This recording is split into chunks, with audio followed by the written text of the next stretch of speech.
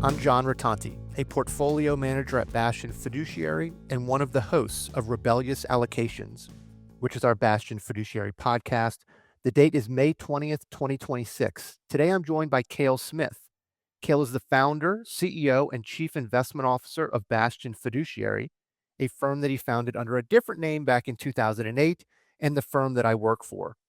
Cale is the portfolio manager of the Bastion Energy ETF, and that's ticker B as in boy, E, S as in Sam, F as in Frank.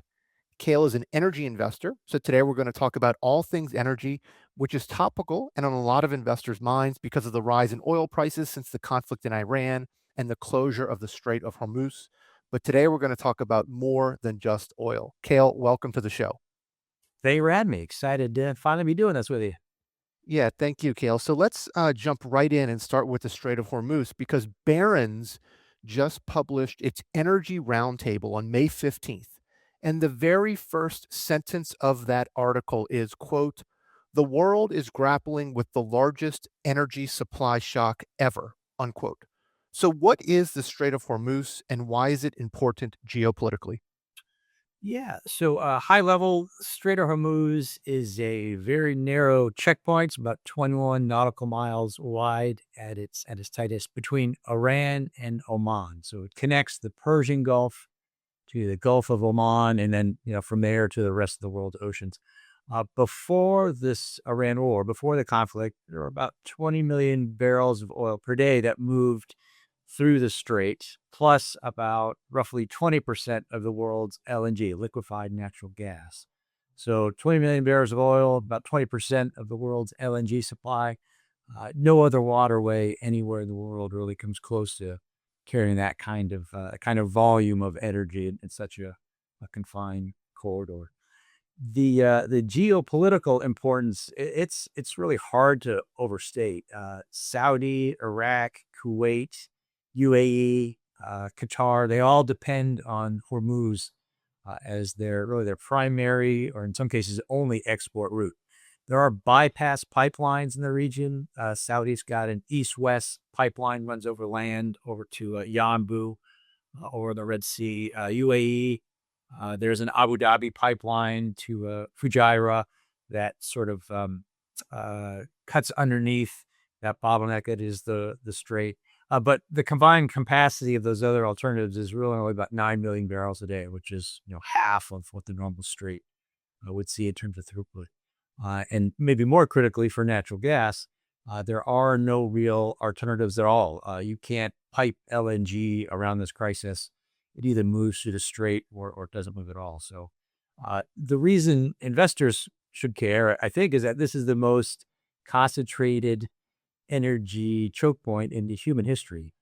So when it closes, the entire energy complex, the entire energy pricing system for the global economy really gets repriced from the ground up. And we're living through exactly that right now. Wow. So I think you may have just answered this, but in your recent letter, you described the Strait of Hormuz during this conflict with Iran as a box canyon. What do you mean by that? Yeah, box canyon is sort of analogy or metaphor from the old Butch Cassidy and the Sundance Kid. A couple cowboys wander into what they don't quite realize is a canyon with a hard wall at the end. So symbolically, a box canyon, it's a canyon with only one entrance and no real good exit. Once you're in it, you're kind of trapped. And I feel like the strait is really a geographic box canyon, for energy specifically. Sort of one way in and one way out. And Iran right now is sitting at the mouth. And I want to be clear too, I want to differentiate between military success in terms of forcing the strait to be reopened if it comes to that, and call it durable commercial security. Those are two different things. The first, the U.S. could absolutely reopen the strait with sufficient force militarily if we decide to do it. That would come at a high cost in terms of our troops for sure. So good reason to be very thoughtful and slow about it. But that second option, ensuring that the strait is commercially secure on a durable timeline, That really requires either a political settlement that will change Iran's incentives, or a permanent naval commitment from the U.S. that I don't know that we want to explicitly endorse. So until we have either one or the other, uh, shipping companies, insurers, and even commodity markets themselves are really going to be pricing a risk that doesn't just go away with a ceasefire announcement.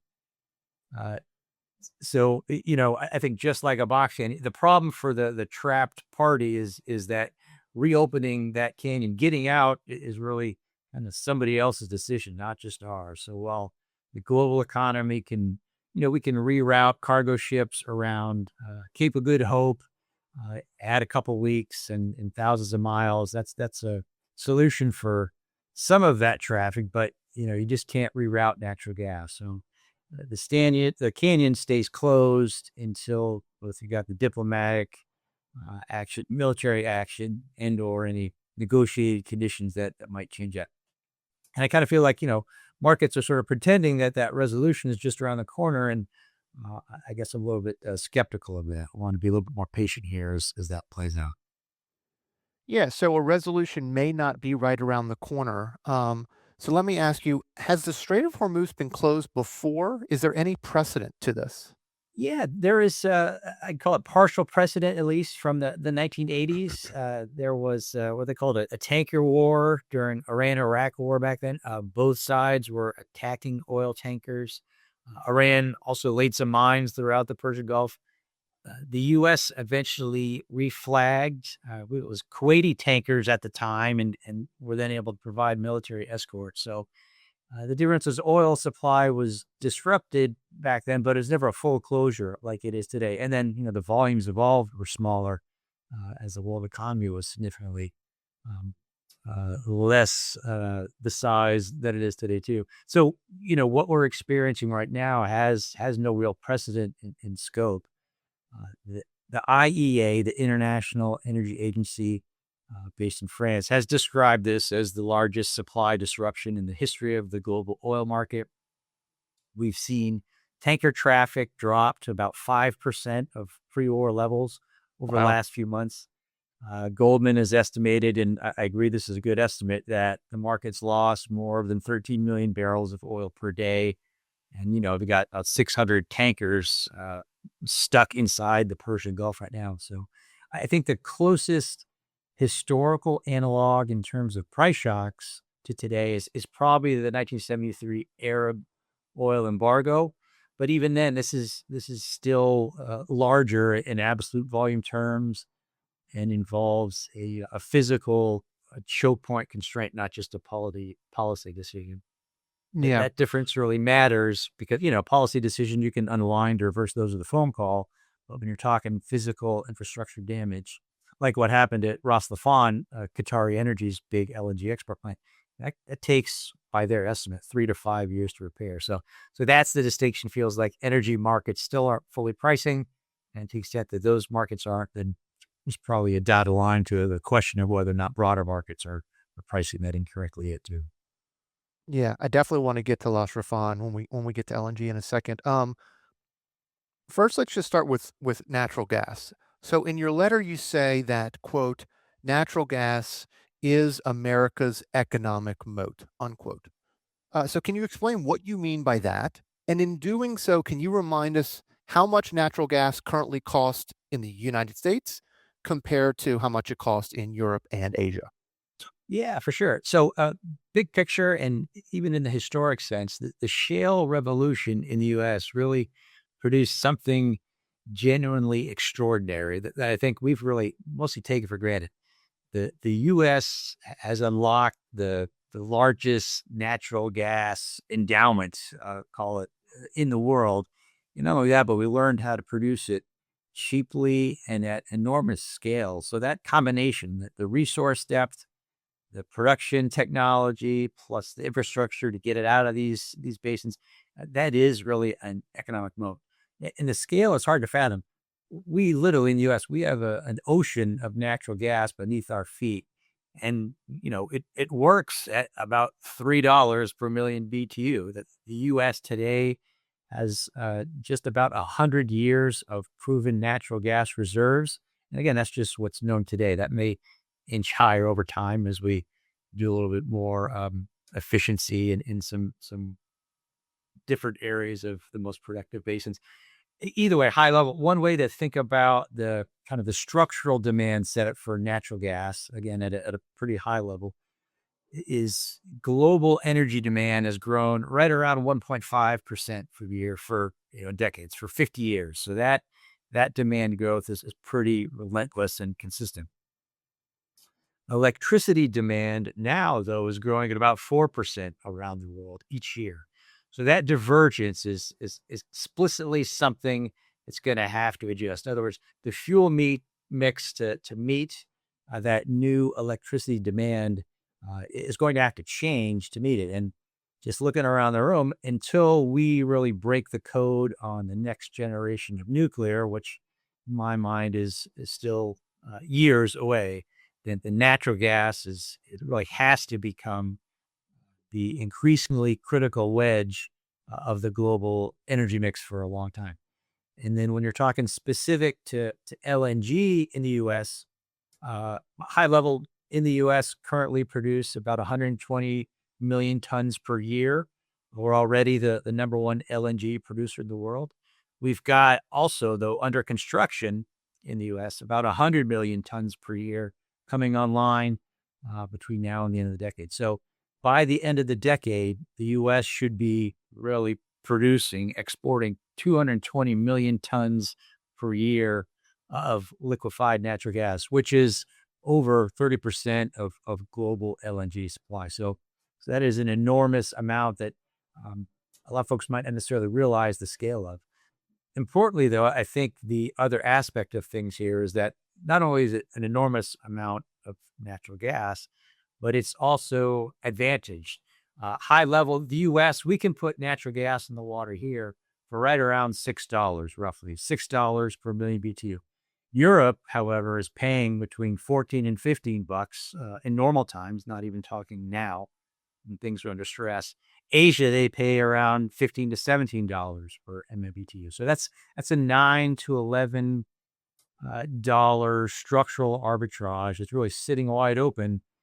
Meanwhile, one of the world's biggest competitors, the U.S. Qatar, is, they're now kind of sitting on the sidelines with a pulled hammy. So LNG is eventually going to be, in my opinion, and a lot of other analysts, it's eventually going to be the largest U.S. export of anything by dollar value across all sectors. It's going to take a little while to get there. But I mention it because, regardless of which political party might be in charge, it's hard to imagine once exports of LNG reach that scale. It's hard to imagine any president really saying, no, we don't want this. It seems rational to assume, I think, that there's going to be political support for filling that infrastructure gap and continuing to export LNG for a long time. And downstream of that, natural gas more broadly in the U.S., American manufacturers, data center operators specific to the AI thesis, petrochem companies, households. We really, we are lucky to pay energy costs that our global competitors can really only dream of. And that's more than trivial. That's really a structural edge, I think, that compounds over time across every energy intensive industry, really. Yeah, I agree. Structural competitive advantage. Not only do we have the largest supply in the world, but it's also the cheapest. We do it at scale. And I also agree that like infrastructure and reindustrialization seems to be bipartisan in nature, which is exciting because we don't have that many bipartisan issues. On the Exactly. on the natural gas, I recently read a May 2026 report from the Energy Institute at Haas at the University of California at Berkeley that, just to reinforce what you just said, shale gas, according to this report, has saved U.S. natural gas consumers roughly $5 trillion since 2007, which is the equivalent of 716 to $833 per person per year. I mean, that sounds to me pretty significant of an advantage. For sure. Yeah. Yeah. Yeah. And I think that that mechanism that those folks at Cal are correctly, in my mind, nearing on is really a sort of a slow motion supply side restructuring again of historic proportions. To go back before the shale revolution in the U.S., U.S. natural gas production was actually declining. The industry was building LNG import terminals, believe it or not, to bring gas in Hmm. from abroad Hmm. at what prices. So that shale revolution in the U.S. 15 years ago, it didn't just reverse that decline. It eventually more than doubled U.S. gas production. So, when supply roughly doubles and the infrastructure is in place to move it, prices are going to fall, and American consumers and manufacturers have definitely been a direct beneficiary of that. Um, the way that natural gas and those savings around those lower costs kind of filter through the economy, I think those are important. The most direct aspect of things is just through utility bills that we all really look at every month. Electricity generation from natural gas, it's right around now the cheapest that it's ever been. There's an industrial component, industrial feedstocks, where natural gas isn't just a fuel. It's the chemical building block for plastics, for fertilizers, a long list of materials. So when those input costs fall, then those downstream prices are eventually going to fall. And then, yeah, on that reindustrialization theme, completely agree. In industries that had, previously abandoned U.S. manufacturing specifically because energy costs made it uncompetitive, they've started coming back. And really, where you are, John, the chemical petrochem industries along the Gulf Coast, they're probably the clearest example of that. So yeah, those savings in shale gas figures that the folks at Berkeley found, roughly 5 trillion since 2007.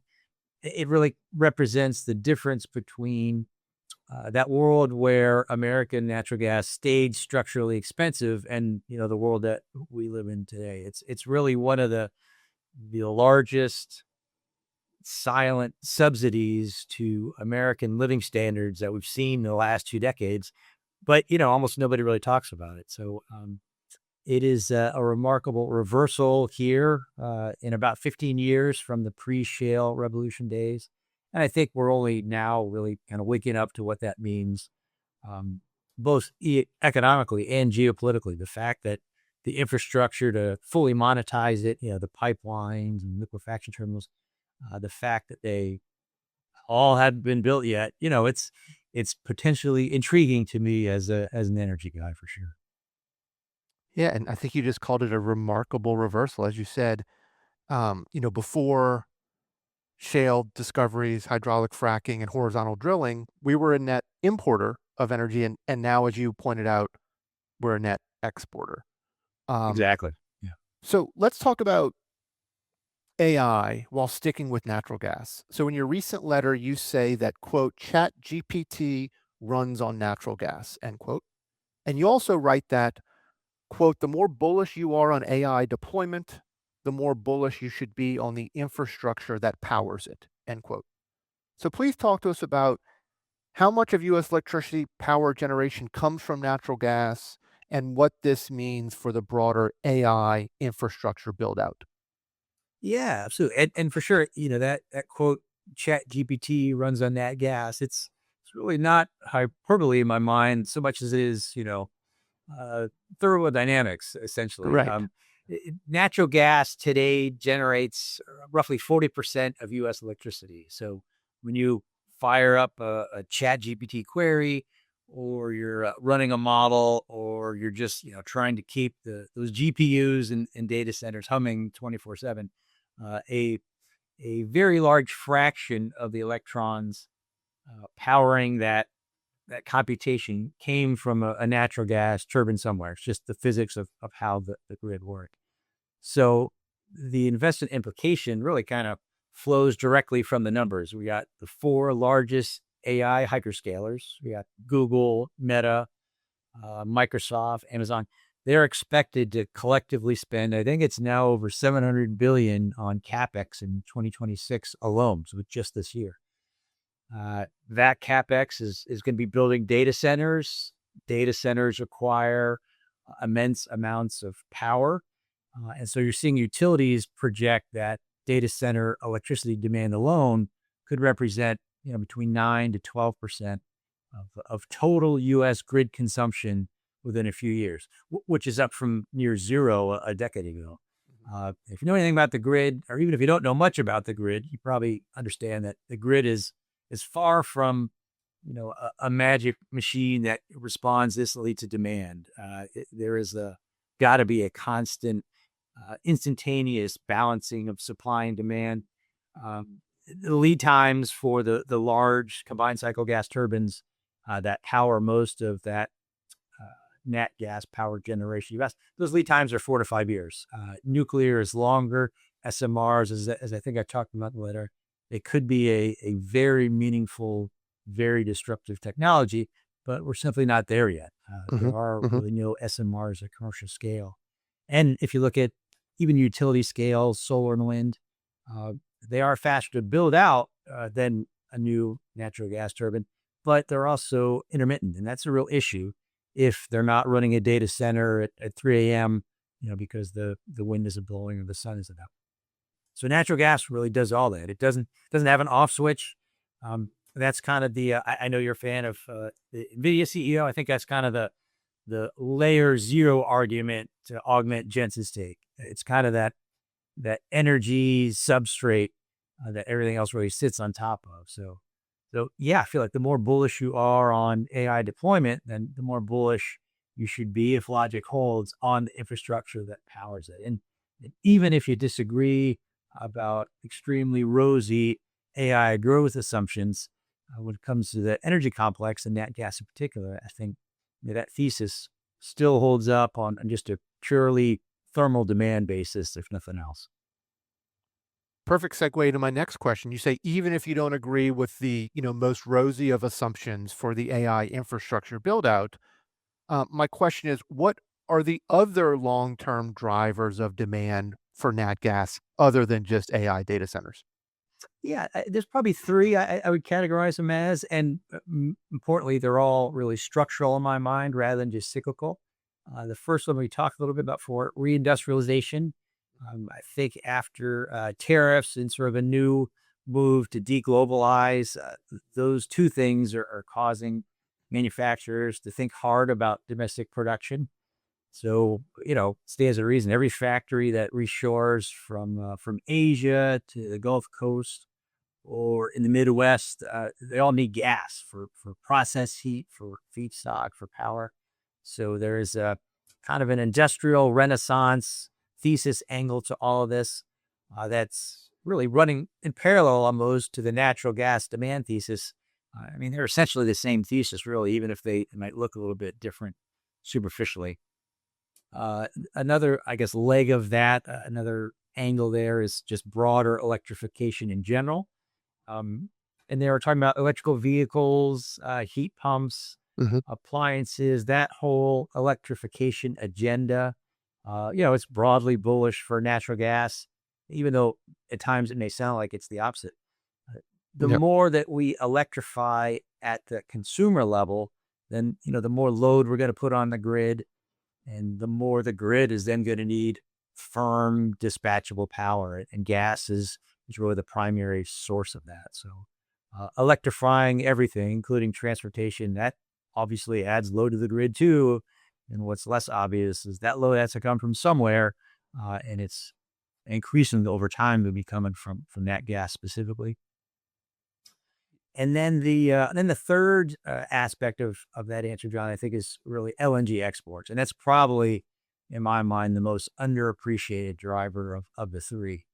Uh, Global demand for U.S. LNG, it was already growing before the Iran war, and now with Ras Laffan producing at reduced capacity in Qatar for potentially 3 to 5 years, and with Europe, having already demonstrated its willingness to pay essentially any price to replace Russian gas.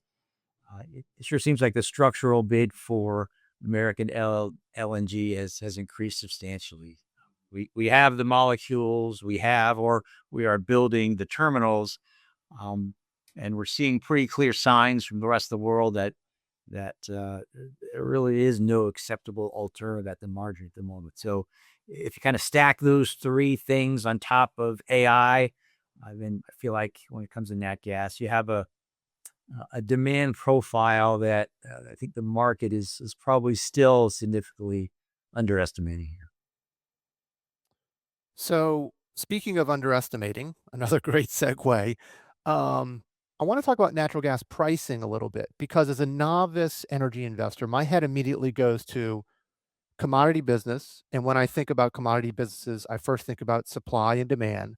And I'm always trying to invest in the commodity when I think supply is low. But I read recently that natural gas is actually priced below zero currently in the Permian Basin. And as you mentioned earlier in the episode, Henry Hub natural gas is currently only about $3 per million BTU. So maybe a two-part question. Number one, why is natural gas negative in the Permian? And wouldn't that indicate too much supply, at least currently? And then the second part of the question, in your opinion, is $3 natural gas adequately pricing in all the long-term demand drivers that you just talked about, including AI infrastructure, reindustrialization, LNG exports, and the broader electrification of everything? Yeah, so good catch. Those are two distinct questions in there, and they're both important. So let me try to tackle them one at a time. On the issue of negative Permian pricing, the context here is when you're an oil company drilling for crude in the Permian Basin in West Texas, natural gas comes out of the ground when you're drilling for oil, whether you want it to or not. It's a byproduct. If there is no takeaway pipeline capacity available to get that gas to the market, then producers really they face kind of a binary choice: either shut in the oil well and forego all the cash flow from that, so nobody wants to do it, or you pay somebody to take that gas away. So it's also some commentary, I guess, in there about how prolific and how profitable the oil stream coming out of those wells can be. That has that consequence for what happens on the nat gas side. But yeah, you're right in the sense that the negative pricing for natural gas at Waha, which is the local Permian Basin natural gas hub, that negative pricing, it's the price that clears that local market when there's more gas than the pipeline can move.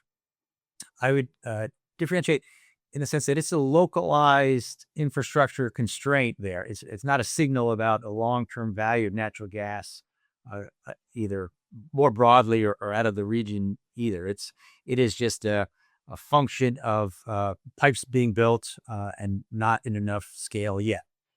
It's also kind of why I'm a little bit more excited about when it comes to pure play natural gas exposure, a little bit more excited about Appalachian producers and sort of your Gulf Coast midstream players than Permian weighted names. Again, just when it comes to sort of pure play gas exposure. Um, Two other things that are probably important to note when it comes to that discussion, though. The first is that help is on the way. Finally, Hmm. there's about 4.5 billion cubic feet per day of new Permian gas takeaway that's expected to come online the back half of 2026. Um, Energy Transfer, Kinder Morgan, they've got a couple of big diameter pipes that should finally be up and running. That'll help alleviate some of the congestion and or lack of takeaway that's around Waha right now. And the other point that's related to that is I feel like, it's the other side of the coin. The Permian's associated gas problem, it's both, an AI and an LNG opportunity in disguise, really, if you think about it. If Permian oil producers are currently paying to get rid of that associated natural gas, then, any bid at all for that dirt cheap gas from data centers that are nearby or from LNG export facilities on the coast, uh, those both represent emerging, potentially big, longer term markets for those molecules that right now these guys can't even really give away. So Right. that angle feels particularly undercovered, I think, when it comes to some of those discussions around negative pricing of Wahoo. On the other question of whether $3 is adequate, uh, probably not long term. I guess I'd leave it at that. The market, I think, at the moment is making a rational short term calculation with prices down here where they are. The shale supply machine for nat gas, it is extraordinarily productive. Right now at $3, producers are still generating real free cash flow because break evens in the core of the core, best Appalachian acreage are still well below that. The longer term question is really, all right, is $3 nat gas, um, is that the right price given, inflections and higher plateaus in demand coming from data centers, coming from LNG expansion, coming from the reindustrialization we talk about. Is that the right price over a 5 to 10 year horizon?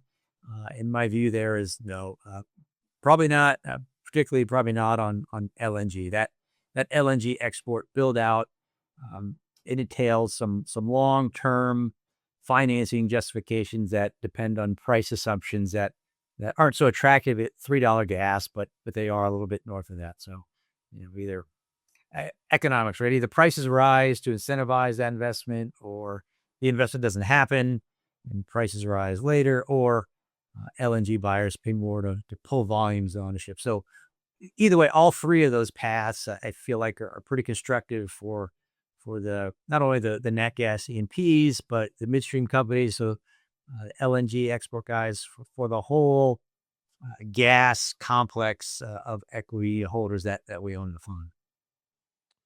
So let's talk about LNG. In the letter, you say that energy markets are focused on the price of oil when they should be focusing at least as much attention and maybe more on LNG. So please tell us about what happened at Las Rafan in Qatar and why you think energy markets need to shift some of their focus to LNG. Sure. So Ras Laffan, it is Qatar Energy's the heart of their LNG production complex. It's multiple blocks. Took them 15 years to build the thing. Ras Laffan is the world's largest LNG production facility, and it is responsible for, again, about 20% of global LNG supply. So just a huge critical player. In March of 2026, Iran struck it with missiles as part of, that flurry of sporadic missile launches targeting other elements of Gulf energy infrastructure. Most of those are oil related, but Ras Laffan was again meaningful to the whole entire LNG complex. Qatar Energy, the owner of Ras Laffan, then declared force majeure. And their CEO has since estimated that right around 17% of Qatar's LNG export capacity was taken offline with those missile strikes, with damage to two of the LNG trains severe enough that repairs are going to take 3 to 5 years, just because of that global backlog for all things LNG and natural gas related.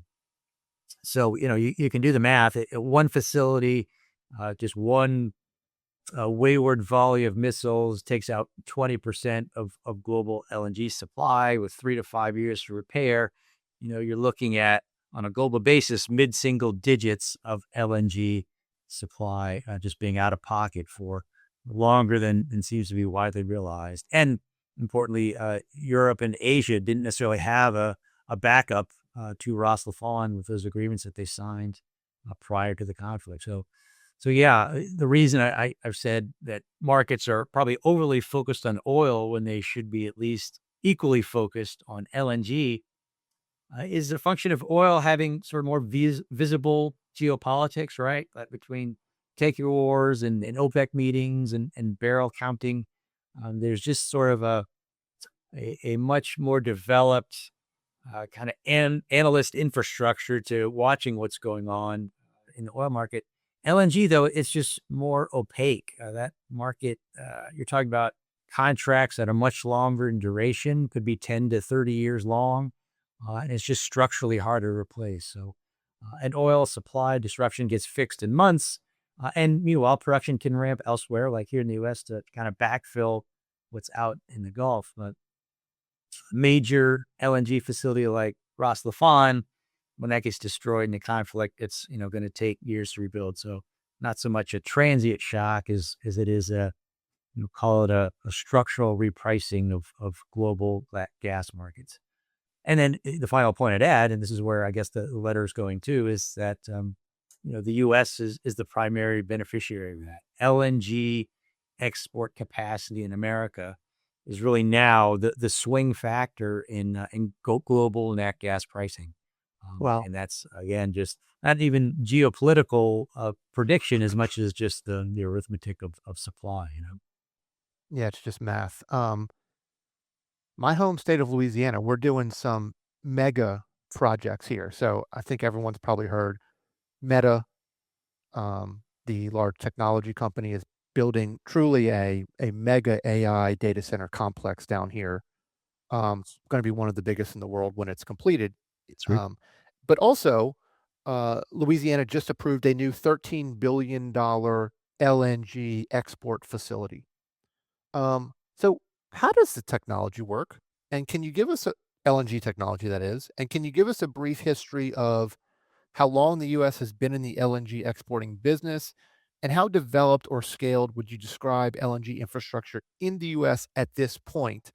How much further do we have to go? I think you said from 100 million tons to 200 million tons. How long is all of that going to take? Yeah, yeah, sure. I think the easiest way to think about an LNG export facility, it is an enormous refrigerator, essentially. The reason it's a refrigerator is in order to be able to ship that gas, because it's gas, as people remember from high school chemistry, the way to shrink it and make it shippable is to cool it significantly and turn it into liquid. So LNG, liquefied natural gas, is natural gas that's been cooled to about minus 260 degrees Fahrenheit. And at that point, it condenses into a liquid that's, roughly 1/600th of the original volume. So it's that compression is what makes it economical and practical to ship across the world. You can't, put a pipeline across the Atlantic, but you can fill uh, a specially designed cryogenically cooled tanker. You can fill that with LNG, and you can sail it to Europe or Japan and offload it into a regasification terminal, they call it, which essentially just heats it back up and then inject it into their local pipelines, makes their way to their utilities, et cetera. So, but you're right. Yeah. US was essentially a non-existent presence in terms of LNG exporting until 2016, when Sabine Pass, right there in Louisiana, shipped the first cargo. That was Cheniere Energy. That was only 10 years ago. So the grand scheme of things, that's really still pretty recent. And we, as a country, went from building import terminals again 10 years ago, thinking we were going to need to import that gas to And those are those to regasification terminals, right? yes, yep, yep. Yeah, heats it back up, right? Exactly. Yep. Yep. And now we took the other side. All right, let's build export terminals. Let's do it at scale. We've done it successfully just over the course of the last decade. So it's really a complete reversal, driven by entirely by the shale revolution, making that domestic supply both abundant and cheap. So today, the U.S. as a country is the largest LNG exporter in the world among our different companies that do it. I'd say the infrastructure is still very much being built out. There is a material backlog of projects in various stages of final investment decision or FID. Financing is a huge part of it. The construction obviously takes a while. We've got a number of high-profile Plaquemine, Golden Pass, several others very much in the news of late. That Louisiana project that you mentioned, that new $13 billion terminal, yeah, high level, that's exactly the kind of infrastructure investment that, Ras Laffan damage and that European demand signal has accelerated. A year or two ago, that might have been a maybe. Well, now that's a definitely, because of what's going on in the rest of the world. So how far we have to go? It depends on your demand assumption, but the way I would think about it is if global LNG demand grows as fast as current trends would suggest, we have many years of build out ahead of us. The uh, the rate limiting part of it is not the resource itself. Again, we have 100 years of reserves of nat gas in this country. The bottlenecks are really on the permitting side, the financing side, and the equipment supply chains. Excuse me. So that there are opportunities among those bottlenecks for sure, even outside the traditional energy space. I would say so. We have the gas. We're building the exits, and should be a structural significant tailwind for demand for all the above for quite some time. So Bottleneck investor. I love it. Our heads are aligned. That's right. The energy portfolio that you manage is currently much more weighted to natural gas than oil for all the reasons we just discussed. But in your recent investor letter, you say that, quote, oil certainly has your attention now, end quote. Why is that? yeah, the fund was designed and positioned around that sort of structural natural gas thesis, and we have it's about a 2.5 times tilt towards the natural gas complex relative to how broad energy benchmarks are structured, the more popular indices. That's a deliberate view on my part on where the long duration opportunity really lives. Still very much committed to that.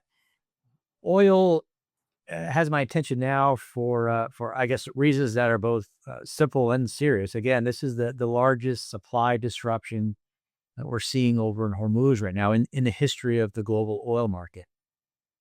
Uh, that conflict has removed physical supply, not just paper supply, which is not anything I want to be cavalier about as an energy investor. Probably the bigger reason to be looking at oil companies here today is with that value investors lens, and specifically, and this is a little bit of a harder concept for some people to grasp, but a number of those very high quality, very well managed oil companies are cheaper today when you're measuring things by free cash flow per share than they were in January, despite oil prices trading, 40-50% higher. Mm-hmm. Um, there are, again, a number of energy stocks, of oily energy stocks in the US, I should say, that are priced as if when Hormuz clears and this conflict ends, their price is if oil will revert automatically back down to 65, low 60s, sort of that old regime. But if you think like I do that the supply cycle has structurally broken here, given all the barrels that we're losing on a daily basis because of Hormuz, given that we don't quite yet know the full extent of repairs that are going to be required in the oil facilities and oil infrastructure in the Gulf to get back to full speed. If you presume that the new post-Iran conflict floor for oil prices is closer to $80 per barrel, okay, well then there is a meaningful and durable re-rating in there simply from recognizing, that the old floor before the conflict is not going to be the same as the new floor post-conflict, and you really don't need $200 oil prices there to start seeing really significant increases in free cash flows. So yeah, I mean, either way, a sustained $100 plus oil price environment, it does change the calculus for me across the portfolio. Specifically, it makes some of the oil weighted names that we've known and used to own in years back and always admired, but didn't necessarily look as attractive 6 months ago. Well, if they are continuing to be disciplined and how they're deploying capital, then yeah, they absolutely look much more attractive on a free cash flow yield basis today than even 4 months ago when oil prices were lower. So there's also, probably an overlay of call it macroeconomic feedback effects in there, on inflation, on consumer spending, on the future path for Fed and rate cuts here. Um, they matter at the margin for how the broader portfolio is going to perform.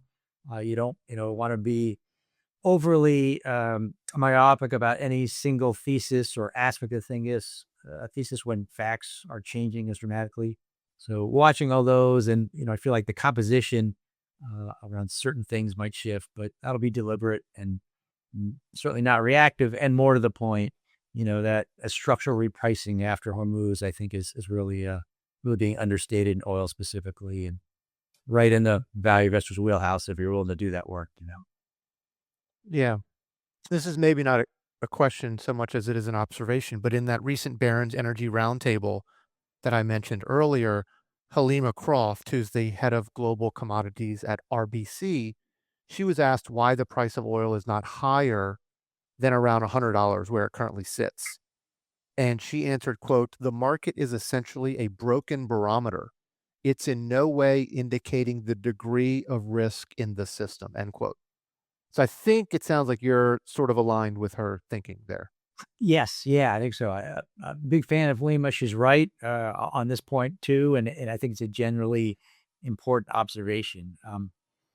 It's a bit relative, right? Oil at roughly 105, $100, it feels high relative to where it was 18 months ago for sure. But and this is common, I think, among a lot of oil analysts. He said it feels almost, modestly priced given the scale of what's happening in Hormuz. We've lost, call it 13 million barrels a day of supply for coming up on 90 days here. We've got, 600 tankers stranded. Uh, World's largest LNG facility is running at, low 80% capacity. May not recover. If stop me if you've heard this before. Yet, oil at $100 is really where we've settled. That I think that kind of raises eyebrows among a lot of oil analysts, myself included. I think that explanation has a few components, and I think Halima's on the money with those as well. Um, the release of the strategic petroleum reserves. After the conflict broke out, we had several countries that released reserves in the early weeks, kind of blunt that price spike. Uh, it's probably rational to presume there may be a second SPR release before too long. I'm not sure what the political appetite for that is. Start to get lower those SPRs that a lot of countries may want to be, but it is something to keep your eyes on. These The are not other bottomless tanks. These SPRs. Exactly. Yeah. Yes, exactly. Yeah, yeah, yeah.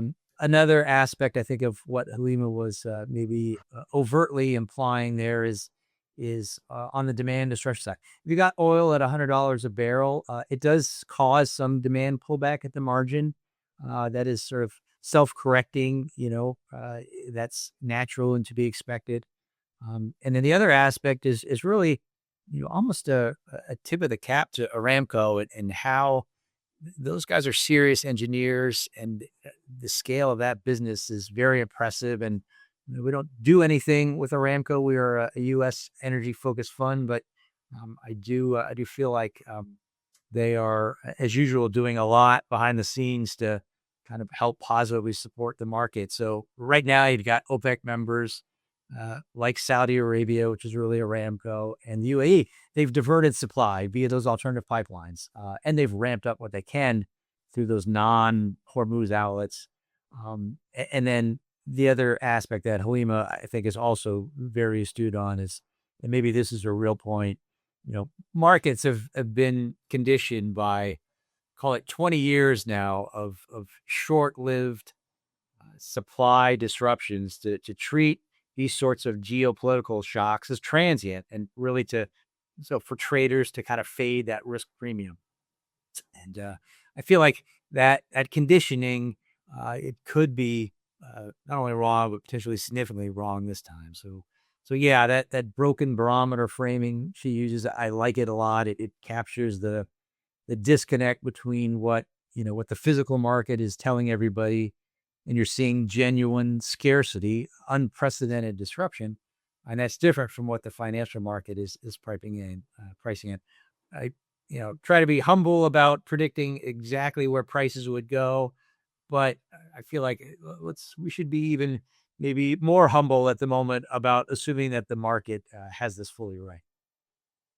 I want to ask you about something another energy analyst said recently. So Jeff Curry was the former head of commodities at Goldman Sachs, and he's now a special advisor to the private equity firm Carlyle.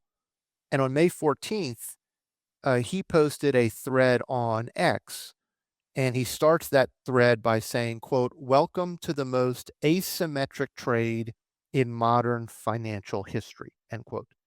And I think I emailed you that post or slacked it to you. So can you explain for us what he sees as the most asymmetric trade in modern history and why he thinks it's so asymmetric? Yeah, Jeff Curry, for folks who don't know, he has been one of the most credible voices on commodity cycles for really for decades at this point. So I think that thread is definitely worth taking seriously. His core argument has, I call them really two pillars. The first is that the AI super cycle, it just requires physical inputs that capital markets at the moment seem to be ignoring. Again, the hyperscalers are spending over 700 billion in capex just this year alone.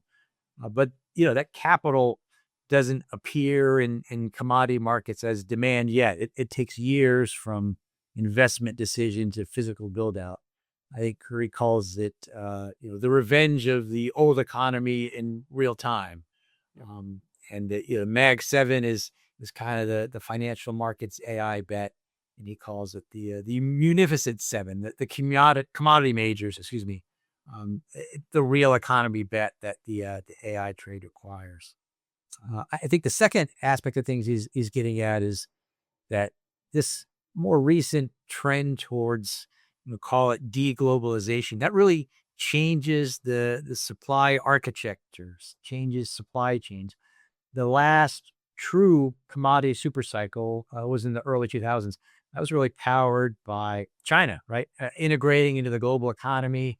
So we were needed more global supply chains. There's more competition. The whole tighter margins, falling input costs. The current cycle is really moving in the opposite direction. Those supply chains are shortening. We're seeing that geopolitical fragmentation really tightening access to resources instead. And then, the Iran conflict is really imposed another unexpected, literal physical supply constraint on top of the geopolitical one already. So yeah, that asymmetry he's describing, I feel it's like this. At current prices, the commodity basket that he's thinking of generates roughly, call it 15 to 16% free cash flow yields over time. Wow. Uh, I think that's the downside protection that he looks at. And the upside is, a multi-year super cycle. So if you are a believer in that same thesis, then you're effectively, I don't know that I like the phrase, but it's also true. You're getting paid to wait in a trade with potential for substantial appreciation. And yeah, I don't necessarily agree with everything Jeff says, but do agree with a lot of it. I think he's right on the money with these comments in particular. And that framing it aligns very closely with what we've been kind of building in the fund. Identifying that supply under investment a few years ago, seeing the sort of nexus of AI and nat gas, and then the potential for these sorts of geopolitical duration mispricings before it sort of becomes obvious to everyone. So I think this conflict has really made that the same thesis a little bit more legible to everyone. And the question now is really, all right, is the market giving adequate credit to what the real duration of this will be? And like Curry, I would suggest no, probably not. Yeah. So very high free cash flow yields plus potential for free cash flow growth from this possible super cycle. That's kind of where Absolutely. his head Yep. is at. Yes. Yep. Um, Yep. on March 31st, 2026, Reuters reported that a large Vietnam company called Vingroup is considering switching a planned LNG fired power plant to renewables, or maybe some hybrid of fossil fuels and renewables, because of higher LNG prices brought on by the conflict in Iran. Now, I own GE Vernova in the portfolio that I manage at Bastion, and I understand, um, and as you just mentioned earlier in this show, it's quicker to bring renewables online right now because there is that 4 or 5 year wait list for large combined cycle natural gas turbines. But my question to you is, do you think that the Iran war and the closure of the strait may speed up the transition to renewable energy sources around the world? Yeah, fair question for sure. And the honest answer is in some situations for some types of project, yes, yeah, I think it will. Uh, my impression, for what it's worth, of the Reuters piece and other pieces that have seemed like that is that you know really the scale and the duration of that effect is it seems to be a little bit overstated. So where I land is I would say, yeah, the case for acceleration is real, but in somewhat narrow context. If LNG is both expensive and uncertain, and you can bring a wind or solar project online in at 18 months versus waiting, 4 to 5 years for a new natural gas powered combined cycle plant, renewable energy certainly gets more attractive at the margin. So, that GE Vernova wait list, that 4 to 5 years for large gas turbines, it is a genuine bottleneck that makes some alternatives look better at the margin in the near term. But, and I guess this is where I would push back a little bit on some of those claims in that Reuters article. The constraint is, again, that the renewables are intermittent and, data centers really need to run continuously. So, a solar array in Vietnam, it just simply not going to power factories at midnight. Battery storage at grid scale is still not cheap enough yet to solve that problem economically either. So you really end up with a hybrid renewables for what they're good at, and either diesel, coal, or nat gas backup for base load and peaking in some of those emerging markets. So in many developing economies, uh, the realistic alternative to LNG isn't solar or wind either. It's coal. Um, the deeper irony there, I guess, is that if if LNG scarcity pushes some countries towards coal for baseload power, then unfortunately the carbon outcome of that crisis is actually worse than if they just had reliable LNG access. So not a political point, just an energy density and reliability point. Natural gas in the day is really a transition fuel at a much broader scale, and not, in my mind, in any way obstacle to those other goals. Yeah. It's weird, like, forever tell me if I'm wrong about this, like, people think of natural gas as the bridge fuel to eventually, at some point, going to a greener economy. But now, renewables are the bridge fuel to natural gas Right, because it takes 5 exactly. years to get one of these natural gas turbines. And you Exactly. can, build a solar plant in 2 years or something like that. Exactly. Yeah. Dispatchable baseload power is the key. And again, you just can't get there today with battery backed up solar. And again, nuclear power could change the game eventually, but probably not as quick as some of those valuations of the nuclear companies might imply. It's probably the proper way to frame that. Yeah, dispatchable base load, meaning 24/7, relatively clean. There's really only nat gas, and then eventually, as you said, nuclear, but that's a 2030 kind of plus, timeline. At least, yes. Yep. Yeah, Yep, yeah. for sure. Yeah. Cale, consumer spending makes up about 70% of the US economy, and the US economy has remained resilient so far. But as an energy investor and chief investment officer at Bastion Fiduciary, are you worried about rising gasoline prices, the impact that is having on inflation, and how that could lead to anger at the pump and then also decrease consumer spending elsewhere in the economy?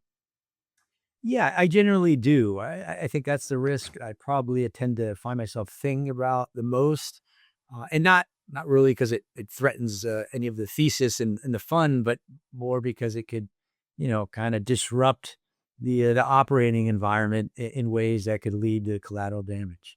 The math is pretty straightforward with regard to gas price increases. They are, at the end of the day, a direct tax on consumers. They're also highly visible. Mhm. Every American sees them, sees those prices on a sign when you're driving around, and unfortunately, they are highly regressive. So they hit those lower income households harder than wealthy ones. So yeah, if oil stays at $100 or above, and those gas prices remain elevated, you'll get a sustained inflation print. You might have seen some of that already. That limits what the Federal Reserve might want to do, and that's really where the rubber meets the road. A tighter Fed, you can project out a tighter Fed means higher rates. Higher rates are historically a headwind for equities on a relative basis, and even could be to energy equities, even if the underlying commodity thesis is sound. So definitely worth sort of deliberately and thoughtfully thinking through those risks. And you know, uh, they do seem to change pretty frequently, depending on what's going on in Iran any given hour. At a high level, the way I think about it is this: if the if the energy trade is, in trader lingo, if that trade is ultimately a bet that the supply disruption is more durable than the market believes, okay, then if we're right about durability, then that macroeconomic feedback we may get is kind of the price of being right. If this conflict resolves quickly and energy prices collapse, it's not my base case, and I think there's going to be a new floor for a lot of pricing, like I mentioned before. But how that manifests itself in the portfolio, okay, we've got some different challenges, but they should be handleable. In the end, in the portfolio, in the fund, I guess I'd rather be positioned for a scenario where the energy complex is worth owning than positioned, for a scenario where it doesn't matter. I think that's pretty good alignment for, how we want to think about investing overall at the firm, but you're right. Consumer resilience has held up so far, whether that continues at $100 oil. Well, that's an empirical question. I think we're going to find out, and we'll keep heads on a swivel. We'll keep watching that. But it is a risk that's worth keeping tabs on for sure. Yeah, I did read a report from Goldman recently, um, saying that historically energy has been the best hedge or one of the best hedges against both inflation and higher rates. So that is a report that I did read. Yeah, for sure. And that if stagflation comes, then typically oil equities are right where you want to be positioned. Again, that's um, more sort of short term optimistic moves than we make here for our folks. But I agree that it's notable and maybe another incremental angle on the broader thesis for sure. So let's touch on the Bastion Energy ETF, which you manage. You say that the goal of the strategy is to maximize the long term free cash flow per share at the portfolio level. How do you plan to do that? What is your investing strategy, and how is the ETF structured to help you try to achieve that long term goal?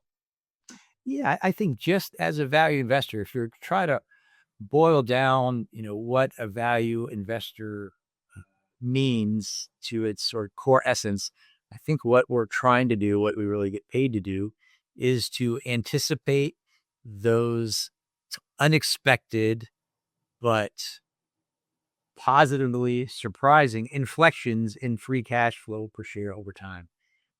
So the organizing principle for everything I do in the fund is just that.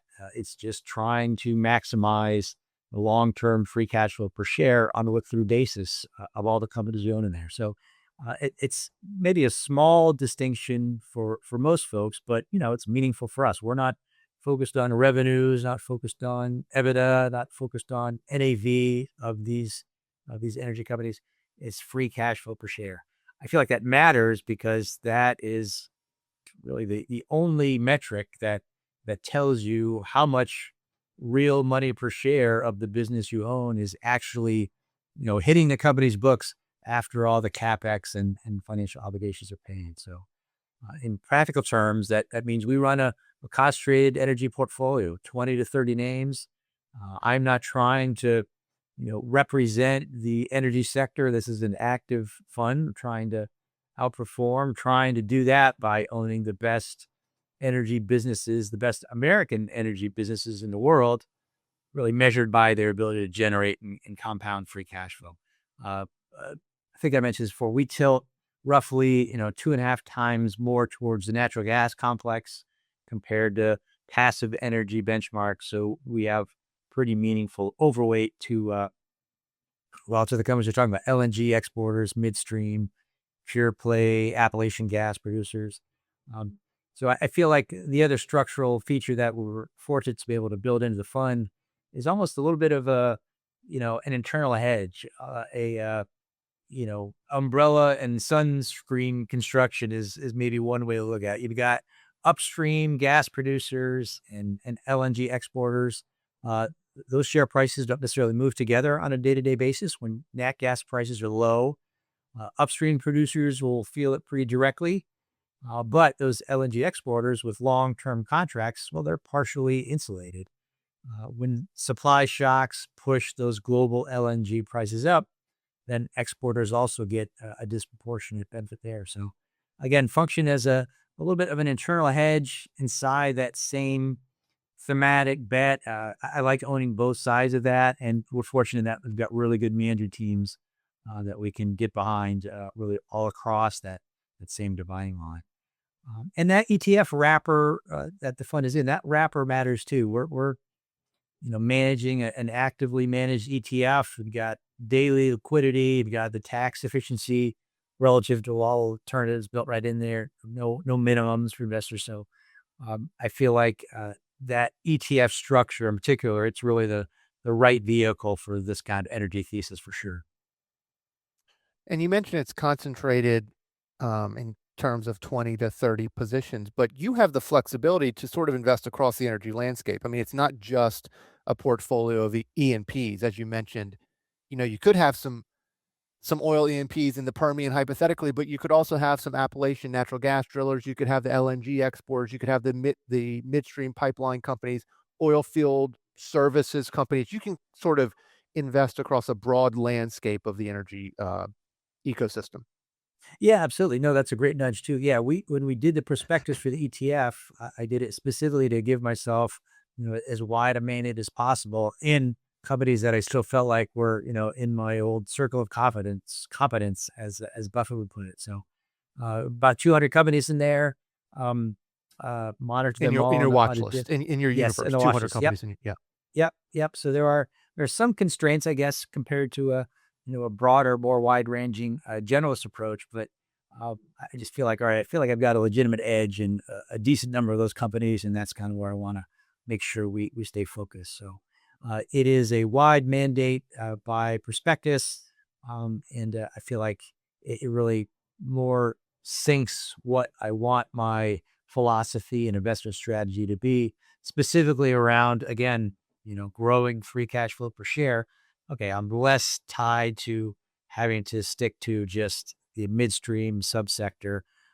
I feel like you don't have to compromise. We can get 20 to 30 companies across that universe, and they're all really elite, even in their little different subsectors of broader energy markets. Awesome. I want to close with valuation because you describe yourself as a value investor. We're a value investing firm. I know value investing is something near and dear to your heart. And when I think back maybe 15 years ago, E&Ps in the US spent more on CapEx than they generated in operating cash flow. And so the free cash flow was negative, and these companies had a lot of debt and sort of weaker balance sheets, in my opinion, at least. But in the last 10 years, and definitely like the last, 7 years or so, most of the E&Ps are investing more rationally and moderately, and therefore generating free cash flow and sometimes substantial free cash flow. And so now they can be valued on free cash flow yield, and many have shifted their capital allocation to more returns to shareholders as well, in the form of regular quarterly dividends, buybacks, sometimes large buybacks, and even special variable dividends. So, can you please discuss how you used to have to value these things when they were free cash flow negative, and then how you're valuing them today with free cash flow generation and much more shareholder friendly capital return policies? And then, obviously, free cash flow yields are one level at a given price of oil or natural gas. And then the free cash flow yields are a different level at another price of oil or natural gas. And so, How do you deal with that commodity price exposure in your valuations? Yeah, no, great question. And remind me, I'll come back to the concept of triangulating when it comes to valuations at the end, if I don't otherwise remember. But I feel like this change in valuations among energy companies it feels like one of the most positive stories in all of investing that almost nobody acknowledges. So I appreciate you mentioning Yes, it. yes. Yep. 10 to 15 years ago, uh, E&P companies were a trap. We didn't do a whole lot with them at the time. I had that experience and kind of those tools were in the toolkit, but didn't do a whole lot because of a lot of the undisciplined capital expenditures that were hand in hand with the shale revolution. So, to your point, yeah, these guys as a class spent more on capex 10, 15 years ago than they generated in operating cash flow. They typically funded the difference with debt, and then they kind of asked investors to trust us when it comes to our reserve life and future production. The whole industry, at least in terms of shale, independent U.S. shale companies, it was structurally free cash flow negative for a while.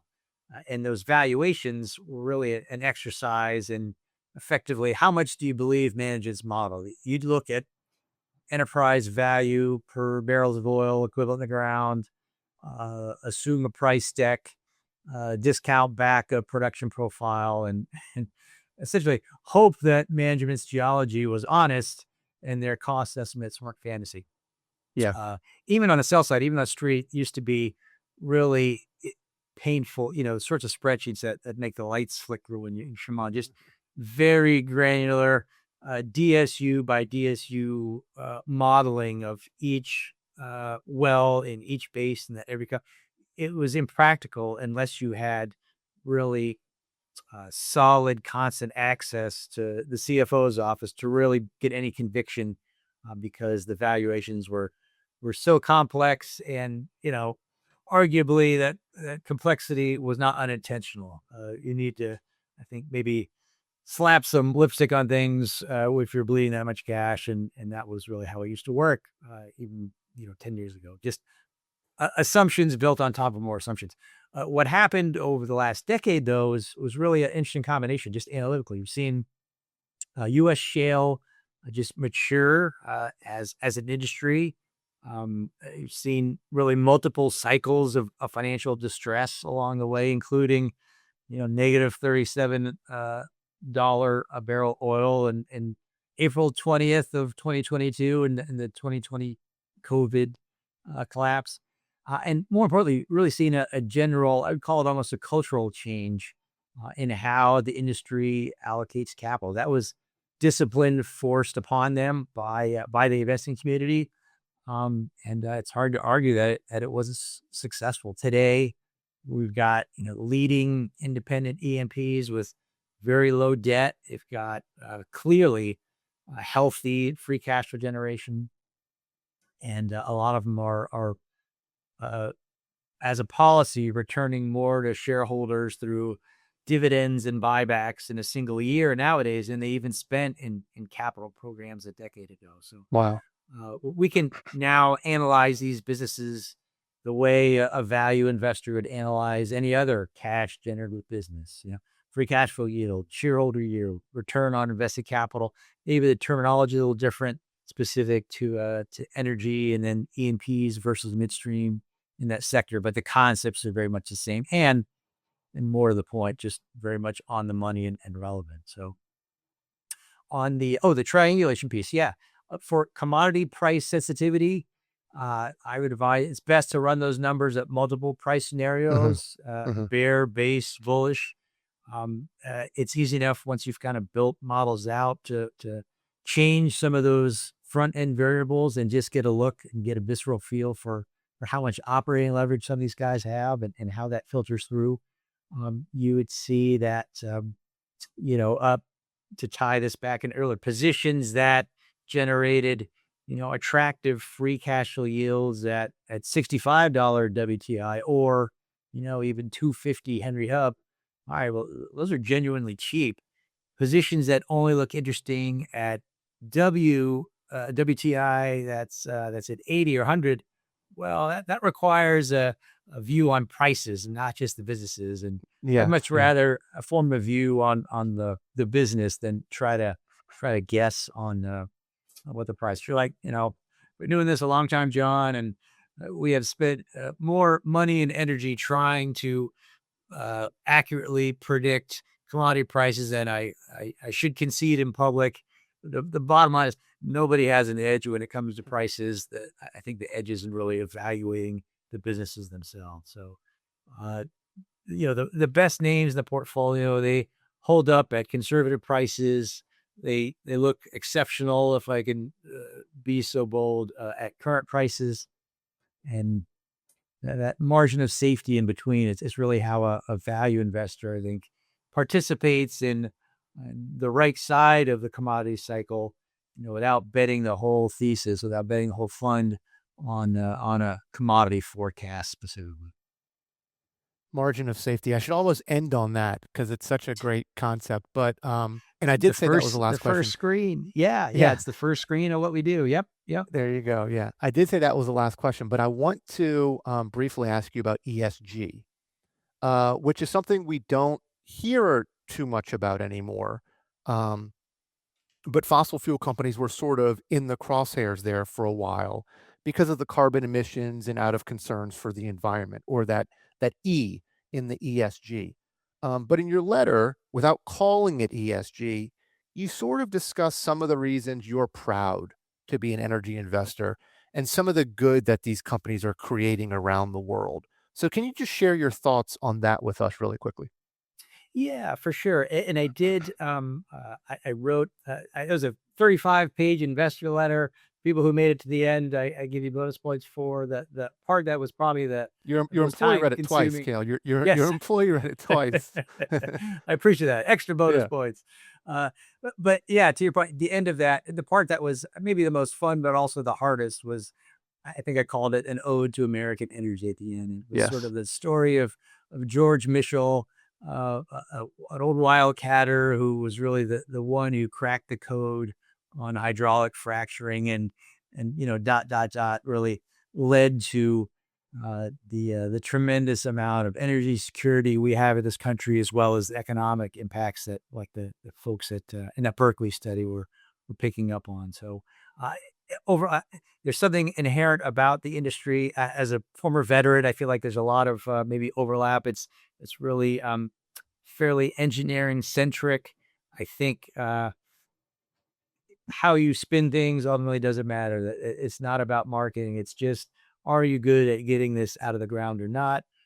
And the technology that's really been front and center in that effort, it's objectively amazing. This is not a political commentary. We want to always take a lot of pride in our ability to stay objective, especially when investing. We don't want those streams to cross at all, right? But I think anybody with any sense of pride in the country can't help but look at, the giant bendy straw that these guys are putting 2 miles down in the ground and then drilling remotely through some impressively dense rock. It's the whole thing really, it gives you appreciation for the whole sector, and I'm certainly on the front end of that too. I think with regards to ESG specifically, I mean, I think um, it is certainly in the analyst sense, right? It's a good reason that would explain why those shares were uh, undervalued and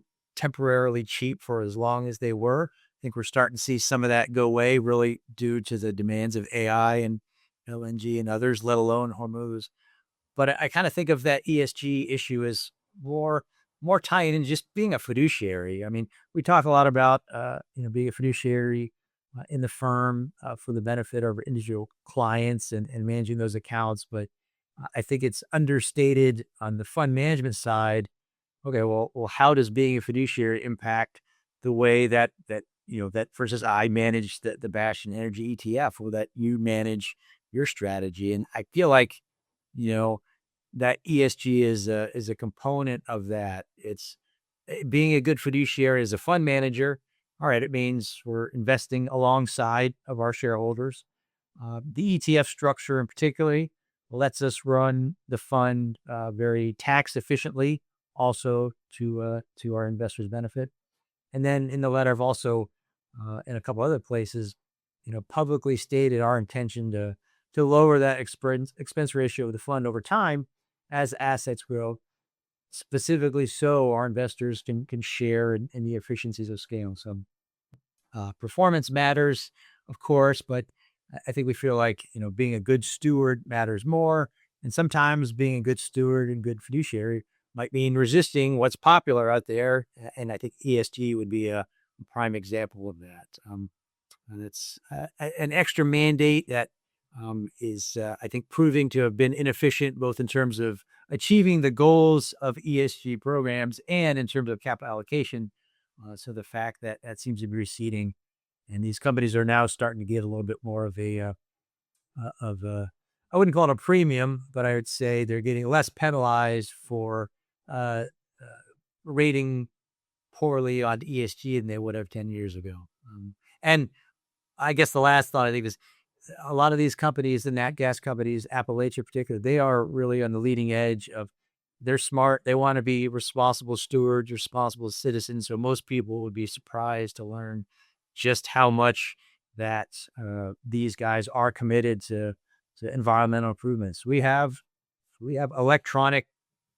I should say, electric fracking fleets these days too. To give you one example, for these folks are really trying to do right by everybody in those communities too. It's a process, but they're getting there for sure.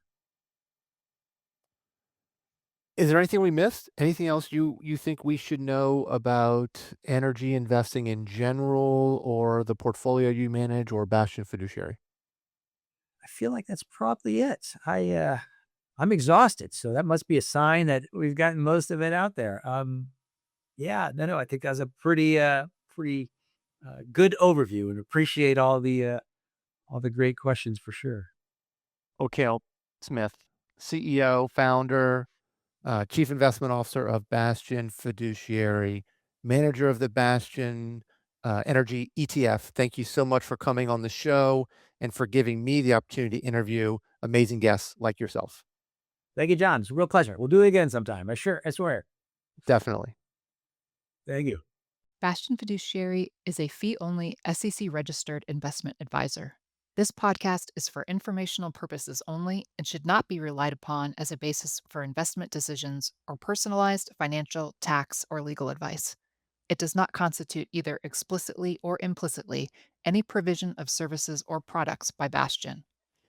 All statements made regarding companies or securities are strictly beliefs and points of view held by Bastion or podcast guests, and are not endorsements or recommendations by Bastion to buy, sell, or hold any securities. Clients of Bastion or the host or guests of the podcast may maintain positions in the securities discussed in this podcast.